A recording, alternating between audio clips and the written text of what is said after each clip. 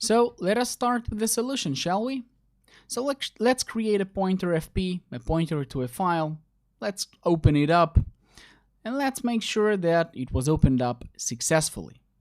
Now let's use here some loop, some for loop. Let's create additional variable I, and we will use it like this. So for I equals to 0, the 1 in this case, right? Because we know 0 in the power of 0. What does it be? Well, what will it be? So I equals to 1, I is less than, what did we want? We want up until 10, so let's say equals less than or equals to 10, and then we will say I++ on every iteration. And now what we are going to do, we need a way to take the information stored inside this variable I and put it inside the file.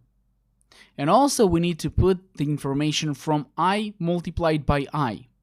So a good way, a good function would be in this case is the fprintf function, file, print file. What does it expect to receive? It expects to receive a pointer to file. Let's give it fp. And then what should we give it? We should give it a second is the char format. So what will it be? What are the placeholders? In this case, we should use here %d. Okay, I just want to show you a simple example of just using the %d without the powers themselves. So let's use it like this. So we will write to the file all the numbers 1, 2, 3, 4, 5, 6, 7 up until we reach some value. Okay, so let's up until we reach 10. So let's add a \n. Run it, and let's hope that everything will work. Where is the file? Come on, come on, come on. Here it is. Here is the file. 1, 2, 3, 4, 5, 6, 7, 8, 10, 9. 8, 9, 10. Yeah, absolutely. So what we want now, this file to have is something like this. 1, 4, 9, and so on. So what should we do? We should basically update the fprintf line.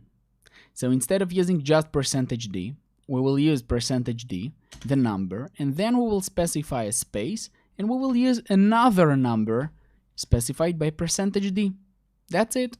Here we will specify I multiplied by I, which is, what do you think?